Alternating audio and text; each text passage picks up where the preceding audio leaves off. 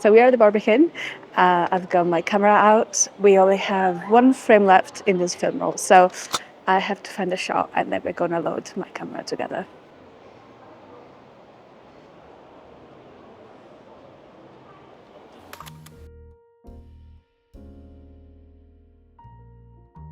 In this video, I would like to share my love for my most used medium format film stock, Kodak Gold. You can always find it in my fridge and I take it with me anytime I'm planning to shoot some film. It's kind of a new film stock that just got released in 2022 and it really goes to show that film photography is far from bad. Of course, film prices are rising and camera costs are harder to keep up, and I'm probably gonna end up selling everything I own to keep shooting film, but hey, that's the thing that we do for love. With that being said, I always manage to find Kodak Gold for around £10, sometimes I spend 35 quid for a pack of 5. The way I do it, I usually go online, I wait for a sale, and then I just panic buy as much as I can. I haven't really shot much medium format in the last few months. I think I've been stuck in Manchester winter, but I've decided to take my Mamiya RB67 out of her retirement and shoot some film again. First, I want to preface this by saying that the results you get may vary depending if you're scanning this film yourself or if you're letting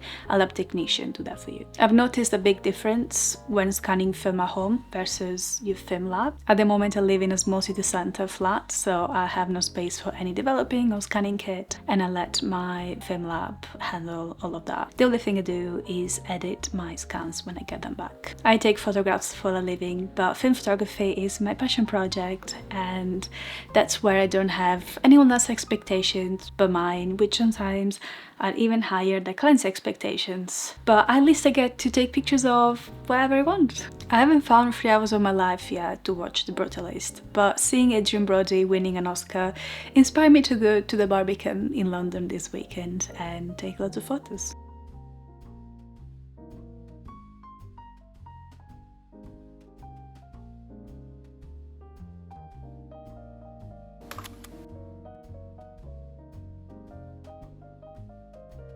Since I mainly shoot film when I'm traveling, usually somewhere sunny in the UK and most of the time back home in Italy, I always reach for some colour film. It would be a shame not to, since colour plays a huge role in my photography style. I've said this before, but I don't like over-stylized film stocks that have a heavy built-in look. My go-to choices are usually Portra 160, Portra 400 and Hector 100. The latter is probably my favourite for medium format, especially when I'm near water, but the price makes it more of an occasional treat. I've found Kodak Gold to look quite similar to Portra, with the biggest difference being price and their signature warmth, though in 120 is much less overpowering than the 35mm version.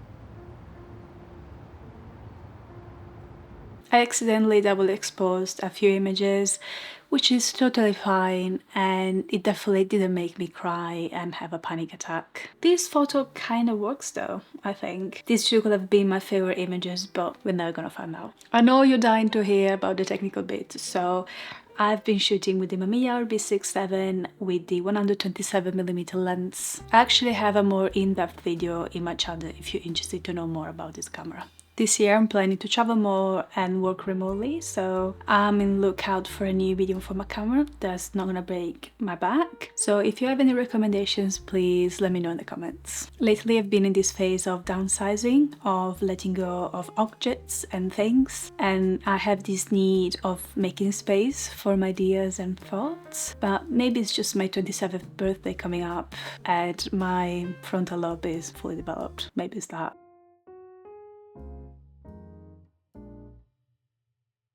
In terms of grain, it's not as fine as Hector 100, which is probably the finest grain I've come across, but it's still smooth and refined. This film stock is extremely versatile. I've used it for portraits, still life, nature, even in cities. It's not as gold as Kodak Gold 35mm, and it's somewhere between Portrait 400 and Kodak Gold. I think it's quite good for beginners that just approached medium format photography and don't really know what's going on. Kodak Gold is known to perform very well in sunny, bright light, but even when it's cloudy and a bit dark outside, I still like the photos I took. I usually rate it at 200 because life is already too complicated for me to gamble with exposures, but you can definitely rate it at 160, just a tiny bit less than 200, and still get very nice results and get a tiny bit more detail out of the shadows or highlights. By this point, I got a bit upset with my exposure incident and the fact that I only got a few photos that I really liked out of the 4 film rolls I shot last weekend. But then I remembered Martin Parr saying that even if you get a few photos a year, they are good. That's still a success. Then finally, I came across this photo, and all the pain that I felt up to that moment I saw the photo, it all was worth it. I'm very lucky that this Mamiya lens flares so nicely, so all I had to do was editing of this photo. But this is not the final result, as this photo needs some work. I've noticed that the dramatic overexposure tends to bring out more gold and red tones. For example, this photo definitely felt too red, so I adjusted the red curve to bring back contrast lost in the flare and fine-tune the colors using the color mixer. All my photos go through some level of editing, sometimes to tweak colors or to recover details from highlights and shadows. It's definitely easier to do this when the photos are overexposed rather than underexposed. I've found that when I have underexposed this particular film stock, there isn't really a comeback from that. In my opinion, this is the perfect everyday film stock if you can afford to shoot film every day, and I found that it works perfectly in pretty much any lighting situations. Plus, it's somehow affordable if you know the fact that you can only get 10 to 12 photos per roll. Kodak Gold probably works best in sunny environments where its beautiful colors really shine. However, I also tested this film in overcast and cloudy weather.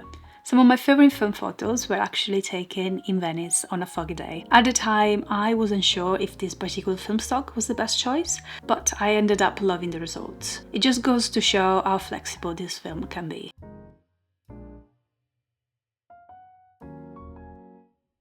Let me know in the comments if you agree with what I've said, and I would like to know what's your go-to film stock. I'm also on the hunt for a medium format camera to take with me when I go travel, so if you have any recommendations, please let me know in the comments, and I'll see you in the next video.